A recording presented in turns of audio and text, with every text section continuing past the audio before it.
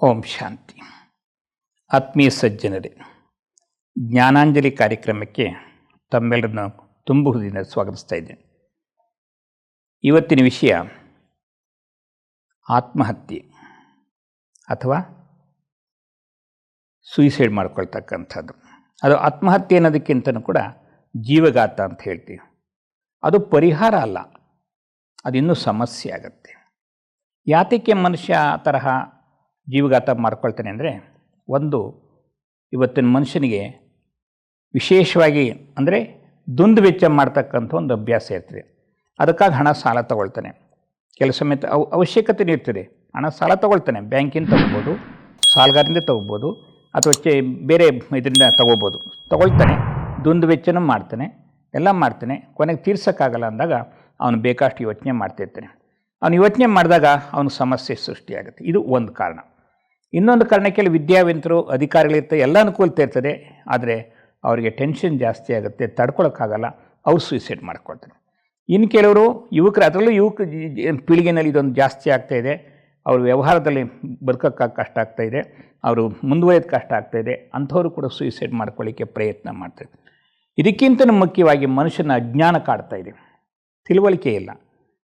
ಹೇಗೆ ಲಗಾಮಿಲ್ದ ಕುದುರೆ ಅಂತ ಹೇಳ್ತೀವಲ್ಲ, ಹಾಗೆ ಮನಸ್ಸು ಲಗಾಮಿಲ್ದ ಕುದುರೆ ಆಗಿಬಿಟ್ಟು ಎಲ್ಲೆಲ್ಲೂ ತಗೊಂಡೋಗ್ಬಿಡ್ತೀವಿ. ಕೊನೆಗೆ ಅವನೇನು ತಿಳ್ಕೊಳ್ತಾನೆ, ನೇಣಾಕೊಳ್ಳೋದೇ ಒಳ್ಳೆಯದು ಅಂತ ಫೈನಲ್ ಮಾಡ್ಕೊಂಬಿಡ್ತಾನೆ. ಹೀಗೆ ಅನೇಕ ಸಮಸ್ಯೆಗಳು ಬರ್ತದೆ. ಮತ್ತು ಆ ಸಮಾಧಾನ ಮಾಡ್ಕೊಳ್ಳಿಕ್ಕೆ ಅವನು ಮೂಢನಂಬಿಕೆಗೆ ಹೋಗ್ತಾನೆ. ಮತ್ತು ಇನ್ನು ಕೆಲವು ಸಮಯ ಕವಡೆ ಬಿಟ್ಟು ನೋಡೋಕ್ಕೆ ಪ್ರಯತ್ನ ಮಾಡ್ತಾನೆ. ಇನ್ನು ಕೆಲವು ಸಮಯ ಗಿಣಿಗಳ ಮುಖಾಂತರ ನಮ್ಮ ಉತ್ತರ ಸಿಗುತ್ತೆ ಅಂತ ಪ್ರಯತ್ನ ಮಾಡ್ತಾನೆ. ಏನು ಪ್ರಯತ್ನ ಮಾಡೋ ಸಮಾಧಾನ ಸಿಗೋದಿಲ್ಲ. ಯಾಕೆಂದರೆ ಅಜ್ಞಾನದ ಕತ್ತಲೆಯಲ್ಲಿ ಮುಳುಗಿ ಹೋಗಿದ್ದಾನೆ. ತನ್ನ ಸಮಸ್ಯೆಯನ್ನು ಪರಿಹರಿಸಿಕೊಳ್ಳಲಾಗದಂಥ ಪರಿಸ್ಥಿತಿ ಬರ್ತಿದೆ.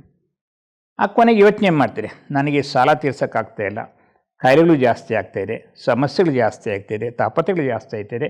ಇದೆಲ್ಲದಕ್ಕಿಂತ ಮುಖ್ಯವಾಗಿ ನಾನು ನೇಣು ಹಾಕ್ಕೊಳ್ಳೋದು ಒಳ್ಳೆಯದು, ಅದೊಂದೇ ಪರಿಹಾರ ಅಂತ ಫೈನಲ್ ಮಾಡ್ಕೊಂಡು. ಅದು ಹೆಂಗೆ ನಾನು ನೇಣು ಹಾಕ್ಕೊಳ್ಳೋದು ಯೋಚನೆ ಮಾಡ್ತೀರಿ. ಒಂದು, ಫ್ಯಾನ್ಗೆ ಹಾಕ್ಕೊಳ್ಳ, ಕರೆಂಟ್ ಹೊರಟೋಗ್ಬಿಟ್ರೆ, ಟ್ರೈನಿಗೆ ಕೊಡ್ಲ ತಲೆನ, ಟ್ರೈನೇ ಬರೆದು ಹೋದರೆ, ಬಾವಿಗೆ ಬೀಳ, ಯಾರ ಬಂದು ತಪ್ಪಿಸ್ಬಿಟ್ರೆ, ಅಥವಾ ಮರಕ್ಕೆ ನೇಣು ಹಾಕ್ಕೊಳ್ಳ, ಜನ ಬಂದು ನಾನು ರಕ್ಷಣೆ ಮಾಡಿಬಿಟ್ರೆ, ಅಥವಾ ಗುಂಡಿ ಇಟ್ಕೊಂಡು ಕುಂತ್ಕೊಳ್ಳ, ಅಥವಾ ಔಷಧಿ ತೊಗೊಳ್ಳ, ಪಾಯ್ಸನ್ನ, ಈ ಥರ ತುಂಬ ಯೋಚನೆ ಮಾಡ್ತೀನಿ. ಆದರೆ ಯೋಚನೆ ಮಾಡಬೇಕಾದ್ರೆ ಕೂಡ ಸುಮಾರು 8 ದಿವಸ ತೊಗೊಳ್ತಾರೆ. ಅವನ ಮನಸ್ಸಿನಲ್ಲಿ ವಿಚಾರ ಮಾಡಿ ಕೊನೆಗೆ ಒಂದು ಫೈನಲ್ಗೆ ಬರ್ತಾನೆ, ಕೊನೆಗೆ ನೇಣು ಹಾಕ್ಕೊಂಬಿಡ್ತಾನೆ. ಆ ನೇಣು ಹಾಕ್ಕೊಳ್ಳೋ ಸಮಯದಲ್ಲಿ ಅವನಲ್ಲಿ ಒಂದು ಭಯ ಇರ್ತದೆ, 2 ಹಿಂಸೆ ಇರ್ತದೆ, ಇನ್ನೊಂದು ಒತ್ತಡ ಇರ್ತದೆ, ಇನ್ನೊಂದು ಚಿಂತೆ ಇರ್ತದೆ, ಇನ್ನೊಂದು ನೋವು ಇರ್ತದೆ. ಇಷ್ಟನ್ನು ಹೊತ್ಕೊಂಡು ಮುಂದಕ್ಕೆ ಹೋಗ್ಬೇಕಾಗುತ್ತದೆ. ತಕ್ಷಣ ಅವನ ದೇಹ ಸಿಗೋದಿಲ್ಲ. ದೇಹ ಸಿಕ್ಕರು ಅಂತ ತಿಳ್ಕೊಳ್ಳಿ, ಅವನಿಗೆ ಇನ್ನೂ ಹಿಂಸೆ ಆಗುತ್ತೆ. ಯಾಕೆ ಅಂತ ಅಂದರೆ, ನೇಣಾಕೊಂಬಿಟ್ಟ, ಅವನ ದೇಹದಲ್ಲಿರ್ತಕ್ಕಂಥ ಒಂದು ಆತ್ಮ ಹೊರಗೆ ಬರುತ್ತೆ, ಸೂಕ್ಷ್ಮ ದೇಹ ಪಡ್ಕೊಳುತ್ತೆ, ತನ್ನ ದೇಹವನ್ನು ಅಬ್ಸರ್ವ್ ಮಾಡ್ತಾ ಇರ್ತದೆ, ದುಳೋಂತೊಳಗೆ ಶುರು ಮಾಡ್ತದೆ. ಒಂದು ಕಡೆ ಸಂಬಂಧಗಳು ಹೇಳ್ತಿರ್ತಾರೆ, ಇನ್ನೊಂದು ಕಡೆ ಸಾಲ ಕೊಟ್ಟಂಥವ್ರು ಬೈತಿರ್ತಾರೆ. ಇವೆರಡೂ ಅವನಿಗೆ ಹಿಂಸೆ ಆಗುತ್ತೆ. ನೋಡ್ತಾ ಯೋಚನೆ ಮಾಡ್ತಾನೆ, ನಾನೇನಕ್ಕೋಸ್ಕರ ನೇಣಾಕೊಂಬಿಟ್ಟೆ, ಒಂದು ಸಣ್ಣ ವಿಚಾರದಲ್ಲಿ ನೇಣಾಕೊಂಬಿಟ್ಟು ಗುಳೋಂತ ಹೇಳ್ತಿರ್ತಾನೆ. ವಿಧಿ ಇಲ್ಲ, ಆತ್ಮ ಹೊರಗೆ ಬಂತು, ಸೂಕ್ಷ್ಮ ದೇಹದ ಮುಖಾಂತರ ಅಳಿತಾ ಇರ್ತದೆ. ಕೊನೆಗೆ ಹುಟ್ಕೋಬೇಕು, ಎಲ್ಲಿ ಹುಟ್ಕೊಳ್ತಾನೆ? ಇಲ್ಲ ಹುಟ್ಕೊಂಡ್ರೆ ರೋಗಿಗಳ ಮನೇಲಿ ಹುಟ್ಟಬೇಕು, ಭಿಕಾರಿಗಳ ಮನೇಲಿ ಹುಟ್ಟಬೇಕು, ಇಲ್ಲ ಸ್ಲಮ್ ಏರಿಯಾದಲ್ಲಿ ಹುಟ್ಟಬೇಕು, ಇಲ್ಲ ದುಃಖಿಗಳ ಮನೇಲಿ ಹುಟ್ಟಬೇಕಾಗತ್ತೆ, ಬೇರೆ ಇನ್ನೂ ಜಾಗ ಇಲ್ಲ. ಏಕೆಂದರೆ ಅವನ ಮನಸ್ಸಿನಲ್ಲಿ ಬರೀ ನೆಗೆಟಿವ್ ತುಂಬಿದೆ, ಅದನ್ನು ಅವನಿಗೆ ಸಮಾಧಾನ ಇಲ್ಲವೇ ಇಲ್ಲ. ಹಾಗಾಗಿ ಇಲ್ಲಿ ಒಂದು 100% ಅವನಲ್ಲಿ ನೆಗೆಟಿವ್ ಇದೆ ಅಂತ ಇಟ್ಕೊಳ್ಳಿ. ಮುಂದಕ್ಕೆ ದೇಹ ಬಿಟ್ಬಿಟ್ಟ, ಮುಂದಕ್ಕೆ ಹೋಗ್ತಾನೆ, ಅಲ್ಲಿ ದೇಹ ಪಡ್ಕೊಳ್ತಾನೆ. ಅಲ್ಲಿ ದೇಹ ಪಡ್ಕೊಂಡ್ಮೇಲೆ ಅವ್ನಿಗೆ ಇನ್ನೂ ದುಃಖ ಶುರುವಾಗುತ್ತೆ. ಅಲ್ಲೂ ಅಡ್ಜಸ್ಟ್ ಮಾಡ್ಕೊಳಕ್ಕಾಗಲ್ಲ, ಹೊಂದಾಣಿಕೆ ಮಾಡ್ಕೊಳಕ್ಕಾಗಲ್ಲ, ಸ್ವಲ್ಪ ಸೇರ್ತಾನೆ, ಮತ್ತೆ ನೇಣು ಹಾಕ್ಕೊಂಡ್ಬಿಡ್ತಾನೆ. ಇಲ್ಲಿ 100 ಇದ್ದಿದ್ದು 200 ಆಯಿತು, ಆ 200 ಇದ್ದಿದ್ದು 400 ಆಗ್ಬಿಡ್ತಾನೆ. ಅವನಲ್ಲಿರ್ತಕ್ಕಂಥ ನೆಗೆಟಿವ್ ಪ್ರಭಾವ ಅದು ಮುಂದಕ್ಕೆ ಹೋಗ್ತಾನೆ, ಅಲ್ಲೂ ಎಲ್ಲೂ ಅಡ್ಜಸ್ಟ್ ಮಾಡ್ಕೊಳಕ್ಕಾಗಲ್ಲ, ಮುಂದಕ್ಕೆ ಅವ್ನಿಗೆ 800 ಆಗ್ಬಿಡ್ತಾನೆ. ಹೀಗೆ ಅವನ ಜೀವನ ಪರ್ಯಂತ ನಮ್ಮ ದುಃಖವನ್ನು ಅನುಭವ ಮಾಡ್ತಾನೆ. ಅವನಿಗೆ ಸಮಾಧಾನ ಸಿಗದಂತಹ ಪರಿಸ್ಥಿತಿ ಬಂದ್ಬಿಡುತ್ತೆ. ಹಾಗಾಗಿ ಕೊನೆಗೇನು ಮಾಡ್ತಾನೆ, ಅವನ ಪರಿವಾರದವ್ರು ಯೋಚನೆ ಮಾಡ್ತಾರೆ, ಅವರೆಲ್ಲ ಅಳ್ತಿರ್ತಾರೆ, ಅವ್ರಿಗೆ ಸಮಾಧಾನ ಇಲ್ಲ. ಹಾಗೆ ಜನ ಏನು ಮಾಡ್ತಾರೆ, ಸಮಾಜದಲ್ಲಿ ಸ್ಟ್ರೈಕ್ ಮಾಡ್ತಾರೆ, ಗಲಾಟೆ ಮಾಡ್ತಾರೆ, ಕೂಗಾಡ್ತಾರೆ. ಇದರಿಂದ ಸರ್ಕಾರಕ್ಕೆ ಒಂದು ದೊಡ್ಡ ಸಮಸ್ಯೆ ಆಗಿದೆ. ಸರ್ಕಾರ ಏನು ಮಾಡಬೇಕು ಅಂತ ಹೇಳೋಕ್ಕಾಗ್ತಾ ಇಲ್ಲ. ಹೊಕ್ಕೊಳ್ಳಿ, ಕಾನೂನಲ್ಲಿ ಏನೂ ಮಾಡೋಕ್ಕಾಗಲ್ಲ, ಕಾನೂನು ಕೈ ಕೊಟ್ಕೊಂಡು ಕೂತ್ಬಿಟ್ಟಿದೆ. ವಿದ್ಯೆ ಅದು ಸೈಲೆಂಟ್ ಆಗಿಬಿಟ್ಟಿದೆ, ವೈದ್ಯಕೀಯ ಶಿಕ್ಷಣ ಅದು ಸೈಲೆಂಟ್ ಆಗಿಬಿಡುತ್ತೆ, ಏನೂ ಮಾಡೋಕ್ಕಾಗ್ತಾ ಇಲ್ಲ. ಯಾಕೆಂದರೆ ಅದಕ್ಕೆ ಔಷಧಿ ಇಲ್ಲವೇ ಇಲ್ಲ. ಏನು ಮಾಡಬೇಕು ಅದಕ್ಕೆ? ಅದು ಬಹಳ ದೊಡ್ಡ ಸಮಸ್ಯೆ ಆಗಿದೆ ಇವತ್ತಿನ ಸಮಾಜದಲ್ಲಿ. 10 ಸೆಪ್ಟೆಂಬರ್ ಅದು ಈ ಒಂದು ಜೀವ ಹತ್ಯೆಯನ್ನು ರಕ್ಷಣೆ ಮಾಡ್ತಕ್ಕಂಥ ದಿನ ಅಂತ ವಿಶ್ವಸಂಸ್ಥೆ ಸಾರಿದೆ. ಇವತ್ತು ಯುದ್ಧದಲ್ಲಿ ಸಾಯೋರಿಗಿಂತ ಜಾಸ್ತಿ ಇದರಲ್ಲಿ ಸಾಯ್ತಾ ಇದೆ, ಆತ್ಮಹತ್ಯೆಯಲ್ಲಿ. ಈಗಾಗ್ತಾ ಇದ್ರೆ ಪರಿಸ್ಥಿತಿ ಹೆಂಗಾಗುತ್ತೆ? ಪರಿಸ್ಥಿತಿ ಬರ್ತಾ ಬರ್ತಾ ಬಿಗಡಾಯಿಸುತ್ತಲ್ಲ, ಸುಧಾರಣೆ ಹೆಂಗಾಗುತ್ತೆ? ಇದನ್ನು ಗಮನಿಸಿ ಈಶ್ವರಿಸಿದೆ ಅನೇಕ ಪ್ರಯತ್ನ ಮಾಡ್ತೀವಿ. ಒಬ್ಬ ವ್ಯಕ್ತಿ ಸತ್ತ ಅಂತ ಅಂದರೆ, ನೇಣು ಹಾಕ್ಕೊಂಡ ಅಂದರೆ, ಒಂದು ತಂದೆ ತಾಯಿಗೆ ದ್ರೋಹ ಮಾಡ್ದಂಗೆ ಅವನು. ತಂದೆ ತಾಯಿಗಳು ಏನು ಆಸೆ ಇಟ್ಕೊಂಡಿರಲ್ಲ, ಆಸೆ ನಿರಾಸೆ ಆಗುತ್ತೆ. ಎರಡನೇದು, ಒಂದು ಸಮಾಜ ನಿರೀಕ್ಷೆ ಮಾಡಿತ್ತು ಈ ವ್ಯಕ್ತಿಯಿಂದ ಏನಾದರೂ ಒಂದು ಸಮಾಜದಲ್ಲಿ ಸುಧಾರಣೆ ಆಗುತ್ತೆ ಅಂತ, ಅದಕ್ಕೆ ದ್ರೋಹ ಬಗ್ದಂಗೆ ಆಗುತ್ತೆ. ಎರಡನೇದು, ಒಂದು ದೇಶದಲ್ಲಿ ಹುಟ್ಟಿರ್ತಾನೆ, ಆ ದೇಶದಲ್ಲಿ ಏನಾದರೂ ಒಂದು ದೇಶ ನಿರೀಕ್ಷಣೆ ಮಾಡುತ್ತೆ, ಈ ದೇಶ ನನಗೆ, ಈ ವ್ಯಕ್ತಿಯಿಂದ ನನಗೇನು ಸಮಾಜ ಸಿಗುತ್ತಾ ಅಂತ, ಸಮಾಧಾನ ಸಿಗುತ್ತಾ ಅಂತ, ಅದಕ್ಕೆ ದ್ರೋಹ ಬಗಿತಾನೆ. ಪ್ರಕೃತಿ, ಈ ದೇಹ ಕೊಟ್ಟಿರ್ತಕ್ಕಂಥ ಪ್ರಕೃತಿಗೆ ದುಃಖ ಕೊಡ್ತಾನೆ, ಅದಕ್ಕೆ ದ್ರೋಹ ಬಗಿತಾನೆ. ಜೊತೆಗೆ ಸೃಷ್ಟಿಕರ್ತನಾಗಿರ್ತಕ್ಕಂಥ ಭಗವಂತ, ಅವನು ನಮ್ಮನ್ನು ವಿಶ್ವಾಸ ಇಟ್ಟು ಈ ಜಗತ್ತು ಕಳಿಸಿದ್ದ, ಅವನಿಗೂ ನಾವು ದ್ರೋಹ ಮಾಡ್ತೀವಿ. ಎಲ್ಲರಿಗೂ ದ್ರೋಹ ಮಾಡಿ ಎಲ್ಲಿ ಬದುಕೋದು ಕೊನೆಗೆ ಆಮೇಲೆ ಪತ್ರ ಬರಿತೀವಿ, ಏನಪ್ಪ ಅಂತಂದರೆ, ಮೃತರ ಆತ್ಮಕ್ಕೆ ಶಾಂತಿಯನ್ನು ಕೋರಲು ಬನ್ನಿ. ಭಾಳ ಜನ ಬರ್ತಾರೆ, ತುಂಬ ಜನಕ್ಕೆ ನಾವು ಇನ್ವೈಟ್ ಮಾಡ್ತೀವಿ, ಎಲ್ಲರೂ ಬರ್ತಾರೆ. ಆ ವ್ಯಕ್ತಿ ಯಾರು ದೇಹ ಬಿಟ್ಟ ಆ ಒಂದು ಫೋಟೋನು ಇಟ್ಬಿಡ್ತೇವೆ. ಫೋಟೋ ಇಟ್ಟಾದ್ಮೇಲೆ ಆ ಫೋಟೋದ ಮುಂದೆ ಏನೇನು ತಿಂತಿದ್ನ ಅದೆಲ್ಲವನ್ನೂ ಇಟ್ಬಿಡ್ತೇವೆ. ಜನ ಬೇಕಷ್ಟು ಜನ ಬರ್ತಾರೆ, ಏನೇನು ಅಡುಗೆ ಮಾಡಬೇಕೆಲ್ಲ ಮಾಡಿರ್ತಾರೆ. ಬಂದಂಥವರು ಹೊಟ್ಟೆ ತುಂಬ ಊಟ ಮಾಡ್ಕೊಂಡು ಹೊಟ್ಟೋದ್ರು. ಫೋಟೋ ಒಂದು ಸ್ವಲ್ಪನೂ ಮುಟ್ಲೇ ಇಲ್ಲ, ಮತ್ತು ಶಾಂತಿ ಕೊಟ್ಟದ್ದಿಲ್ಲ. ಅದಕ್ಕೇನೆ ಒಂದು ಮಾತಿದೆ, ಹಾಲು ನೀರಿನ ಹೊಲಿಗೆಯನ್ನು ಬಕ ಬಿಚ್ಚಬಲ್ಲದಲ್ಲದೆ ಹಂಸ ಬಿಚ್ಚಬಲ್ಲದಲ್ಲದೆ ಬಕ ಬಿಚ್ಚದು ಅಂತ. ದೇಹ ಮತ್ತು ಆತ್ಮದ ಹೊಲಿಗೆಯನ್ನು ನೀ ಬಿಚ್ಚಬಲ್ಲದಲ್ಲದೆ ಬೇರೆ ಯಾರು ಬಿಚ್ಚಲಾರರು ಅಂತ ಒಬ್ಬರು ಹೇಳ್ತಾರೆ, ರಾಮನಾಥ ಅಂತ. ಹಾಗಾಗಿ ಇವತ್ತು ದೇಹ ಇದೆ, ದೇಹದಲ್ಲಿ ಒಂದು ಆತ್ಮ ಅಂತಕ್ಕಂಥ ಒಂದು ಶಕ್ತಿ ಇದೆ. ಅದನ್ನು ಬಿಡಿಸ್ತಕ್ಕಂಥ ಶಕ್ತಿ, ಅರ್ಥ ಮಾಡಿಸ್ತಕ್ಕಂಥ ಶಕ್ತಿ, ಮನವರಿಕೆ ಮಾಡಿಸ್ತಕ್ಕಂಥ ಶಕ್ತಿ ಕೇವಲ ಭಗವಂತನ ಮಾತ್ರ ಇದೆ. ಇದನ್ನು ಸ್ವಲ್ಪ ಅರ್ಥ ಮಾಡಬೇಕು. ಅಲ್ಲಿಗೆ ಆತ್ಮಕ್ಕೆ ಶಾಂತಿ ಬೇಕು ಅಂತಾಯಿತು. ಅದನ್ನು ನಾವು ಶಾಂತಿ ಕೊಡಲಿಲ್ಲ, ಆತ್ಮಕ್ಕೆ ಏನು ಕೊಟ್ವಿ? ಅದನ್ನು ಸತ್ತಾಗ ದುಃಖ ಕೊಟ್ವಿ, ನೋವು ಕೊಟ್ವಿ, ಹಿಂಸೆ ಕೊಟ್ವಿ. ಆ ಆತ್ಮ ಆ ದುಃಖ ನೋವನ್ನು ಹೊತ್ಕೊಂಡು ಹೋಗ್ತಾಯಿದ್ವಿ. ಆತ್ಮಕ್ಕೆ ಮುಂದೆ ಶಾಂತಿ ಸಿಗಲ್ಲ, ಇನ್ನು ದುಃಖ ನೋವಿನಿಂದ ಅನುಭವ ಮಾಡುತ್ತೆ. ಜೊತೆಗೆ ಏನಾಗುತ್ತೆ ಅಂದರೆ, ನಾವು ತಂತೆಗಳೇ ದೇಹ ಬಿಟ್ಟರು ಅಂತ ಇಟ್ಕೊಳ್ಳಿ, ಅವ್ರು ನಾವು ದುಃಖ ಕೊಟ್ವಿ ಅಂತ ಅಂದರೆ, ಇದು ಮಾತೃಋಣ, ಪಿತೃಋಣ, ಅದನ್ನು ನಾವು ಹೊರ್ತಾ ಇದ್ದೀವಿ. ಯಾರು ದೇಹ ಬಿಟ್ಟರೋ ಅವ್ರಿಗೆ ಶಾಂತಿ ಕೊಡ್ತಾ ಇಲ್ಲ, ಅದ್ರ ಬದಲು ಅವ್ರಿಗೆ ಅಶಾಂತಿ, ದುಃಖ ಕೊಡ್ತಾಯಿದ್ದೀವಿ. ಇದು ಒಂದು ದುಃಖದ ಒಂದು ಕಾರಣ, ಇದು ಕಾಯಿಲೆಗೆ ಮೂಲ ಕಾರಣ. ಅವನ ಭವಿಷ್ಯನೂ ಕೂಡ ಹಾಳಾಗೋಗುತ್ತೆ. ಹೀಗಾಗಿ ಅವನಿಗೆ ಪೂರ್ಣವಾಗಿ ಅವನ ಶಾಂತಿ ಸಮಾಧಾನ ಸಿಗೋದಿಲ್ಲ. ಅಂಥ ಸಮಯದಲ್ಲಿ ಸರ್ಕಾರನೂ ಏನೂ ಮಾಡೋಕ್ಕಾಗ್ತಾ ಇಲ್ಲ. ಬರೀ ಹಣ ಕೊಟ್ಟ ಸಮಾಧಾನ ಆಗುತ್ತೆ? ಇಲ್ಲ, ಹಣ ಸಿಗುತ್ತೆ ಅಷ್ಟೇ. ಯಾರಿಗೆ ಹಣ ಸಿಗುತ್ತೆ? ಮನೇಲಿರ್ತಕ್ಕಂಥವ್ರು ಸಿಗುತ್ತೆ ಅಷ್ಟೇ, ಬೇರೆ ಯಾರಿಗೂ ಸಿಗಲ್ಲ. ಹಾಗಾಗಿ ಸಹಜವಾಗಿರ್ತಕ್ಕಂಥ ಯುಕ್ತಿ ಏನಪ್ಪ ಅಂದರೆ, ಒಂದು ಸತ್ಯವನ್ನು ಅರ್ಥ ಮಾಡ್ಕೊಳ್ಳೋಣ. ಏಕೆಂದರೆ ದುಡುಕೋದು ಸುಲಭ, ಆದರೆ ದುಡುಕ್ಬಿಟ್ಟು ದಡ್ಡನಾಗೋದು ಬೇಡ ಅಂತ ನಾವು ಹೇಳ್ತಕ್ಕಂಥದ್ದು. ಒಂಟಿಯಾಗಿ ಬರ್ತಕ್ಕಂಥದ್ದು, ಒಂಟಿಯಾಗಿ ಹೋಗ್ತಕ್ಕಂಥದ್ದು, ಯಾರನ್ನೂ ಕರ್ಕೊಂಬರಲಿಲ್ಲ, ಯಾರನ್ನೂ ಕರ್ಕೊಂಡೋಗಲ್ಲ. ಅದಕ್ಕೆ ಮನುಷ್ಯ ಕೊಟ್ಟಿದ್ದು ಮನೆ ತನಕ, ಭಗವಂತ ಕೊಟ್ಟಿದ್ದು ಕೊನೆ ತನಕ ಇರ್ತೇವೆ. ನಾವೇನು ಮಾಡ್ತೀವಿ? ಇಲ್ಲಿ ಹೋರಾಟ ಮಾಡ್ತಾಯಿದ್ದೀವಿ, ಆದರೆ ಮುಂದಕ್ಕೆ ನಾನು ಜೀವನ ಏನು ಮಾಡ್ಕೋಬೇಕು? ಇಲ್ಲ. ಅದಕ್ಕೆ ನಮಗೆ ಪಾಸ್ಟ್ ಬಗ್ಗೆ ತುಂಬ ಗೊತ್ತಿದೆ, ಅದ್ರ ಬಗ್ಗೆ ತುಂಬ ಯೋಚನೆ ಮಾಡ್ತೀವಿ, ಆದರೆ ಫ್ಯೂಚರ್ ಬಗ್ಗೆ ಏನೂ ಗೊತ್ತಿಲ್ಲ, ಮಿಸ್ಟ್ರಿ ಅದು. ಆದರೆ ಇವತ್ತಿದೆಯಲ್ಲ ಸಮಯ, ಅಮೂಲ್ಯವಾಗಿರ್ತಕ್ಕಂಥ ಸಮಯ, ಇದು ಪ್ರೆಸೆಂಟ್ ಇದೆಯಲ್ಲ, ಇದು ನಮಗೆ ಗಾಡ್ ಗಿಫ್ಟ್. ಇದನ್ನು ಚೆನ್ನಾಗಿ ಬಳಸ್ಕೋಬೇಕು. ಏಕೆಂದರೆ ನಮ್ಮ ಜೀವನದಲ್ಲಿ ಒಂದು ನಿಯಮ ನೆನಪಿಟ್ಕೊಳ್ಳೋಣ, ನನ್ನ ಜೀವನಕ್ಕೆ ನಾನೇ ಜವಾಬ್ದಾರ, ನನ್ನ ಆರೋಗ್ಯಕ್ಕೆ ನಾನೇ ಜವಾಬ್ದಾರ, ನನ್ನ ಭವಿಷ್ಯಕ್ಕೆ ನಾನೇ ಜವಾಬ್ದಾರ, ನನ್ನ ಪರಿವಾರಕ್ಕೆ ನಾನೇ ಜವಾಬ್ದಾರ, ಎಲ್ಲದಕ್ಕೂ ನಾನೇ ಜವಾಬ್ದಾರ. ಬೇರೆ ಯಾರೂ ಜವಾಬ್ದಾರಿ ತಗೊಳ್ಳಲ್ಲ.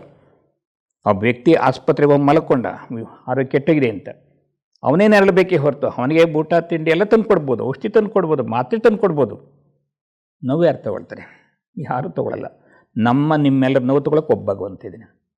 ಅಂಥ ಭಗವಂತನ ಅರ್ಥ ಮಾಡ್ಕೋಬೇಕು. ಅದಕ್ಕೇ ಕುವೆಂಪು ಅಂದ, ಸತ್ಯವೇ ನಮ್ಮ ತಾಯಿ ತಂದೆ, ಸತ್ಯವೇ ನಮ್ಮ ಬಂಧು ಬಳಗ, ಸತ್ಯ ವಾಕ್ಯಕ್ಕೆ ಮೀರಿ ನಡೆದರೆ ಮೆಚ್ಚನ ಪರಮಾತ್ಮ. ಒಂದು ಸತ್ಯ ಹೇಳ್ತಾನೆ, ಮಗು ನೀನೇನು ಮಾಡಬೇಡ, ನನ್ನನ್ನು ನೆನಪು ಮಾಡು, ನನ್ನಿಂದ ಶಕ್ತಿ ಪಡ್ಕೊ, ನೀನು ಸದಾಕಾಲಕ್ಕೆ ಸುಖವಾಗಿರು, ನಿನ್ನ ಭವಿಷ್ಯ ಚೆನ್ನಾಗಿಟ್ಕೋ, ನಿನ್ನ ಆರೋಗ್ಯ ಚೆನ್ನಾಗಿಟ್ಕೋ. ಅದು ನಾವೇನು ಮಾಡ್ತಿದ್ದೀವಿ? ಯಾವ ಕಡೆ ಹೋಗ್ತಾ ಇದ್ದೀವಿ?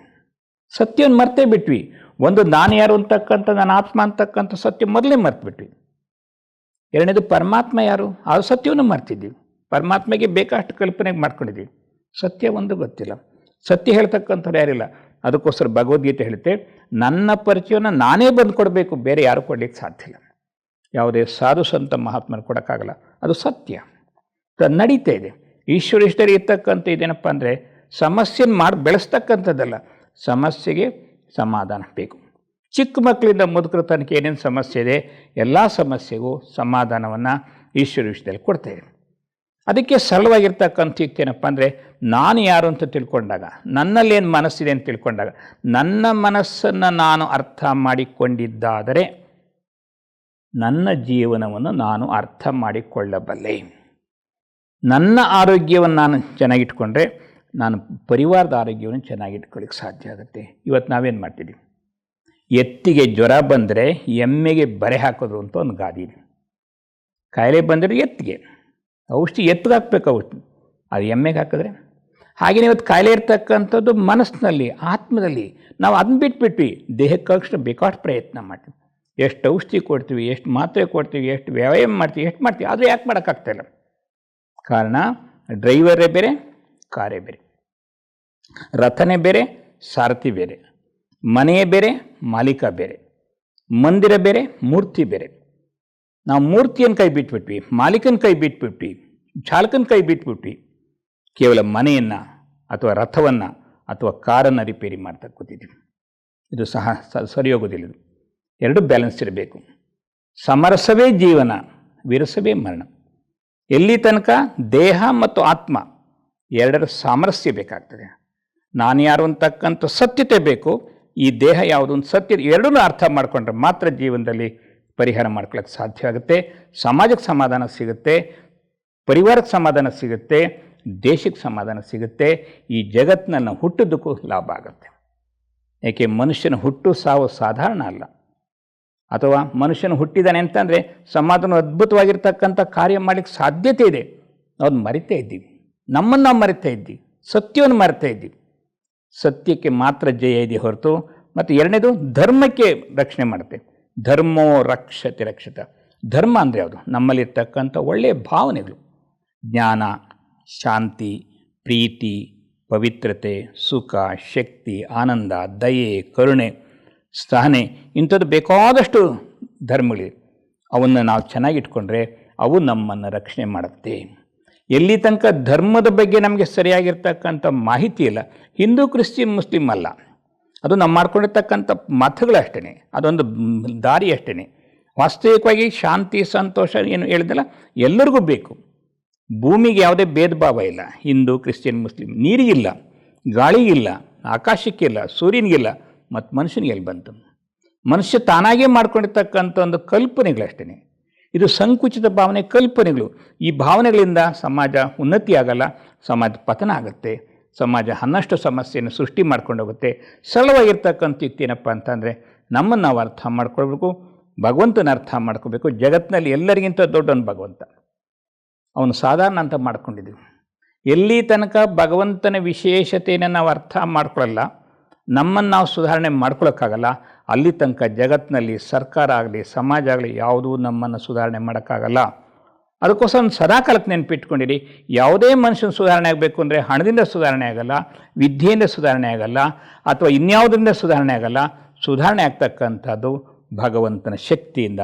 ಭಗವಂತನ ಶಕ್ತಿ ನಾವೆಲ್ಲ ಪಡ್ಕೊಂಡ್ಬಿಟ್ರೆ, ಚಿಕ್ಕ ಮಕ್ಕಳಿಗೆ ದೊಡ್ಡವ್ರಿಗೆ ಎಲ್ಲರೂ ಹೇಳ್ಕೊಟ್ಬಿಟ್ರೆ, ಸಮಾಜದಲ್ಲಿ ಎಲ್ರಿಗೂ ತಿಳುವಳಿಕೆ ಕೊಟ್ಬಿಟ್ರೆ, ಈ ನೇಣು ಹಾಕ್ಕೊಳ್ತಕ್ಕಂಥದ್ದು, ಜೀವಘಾತ ಮಾಡ್ಕೊಳ್ತಕ್ಕಂಥ ಒಂದು ದೊಡ್ಡದಾಗಿರ್ತಕ್ಕಂಥ ಸಮಸ್ಯೆ ಇದೆಯಲ್ಲ, ಇದಕ್ಕೆ ಬಹಳ ಬೇಗ ಸಮಾಧಾನ ಸಿಗುತ್ತೆ. ಸಮಸ್ಯೆ ಇರೋದೇ ಇಲ್ವೇ ಕೊನೆಗೆ. ಎಲ್ಲರೂ ಕೂಡ ಆರೋಗ್ಯವಾಗಿರ್ಬೋದು, ಚೆನ್ನಾಗಿರ್ಬೋದು, ಉತ್ತಮವಾಗಿರ್ತಕ್ಕಂಥ ಸಮಾಜ ನಿರ್ಮಾಣ ಮಾಡ್ಬೋದು.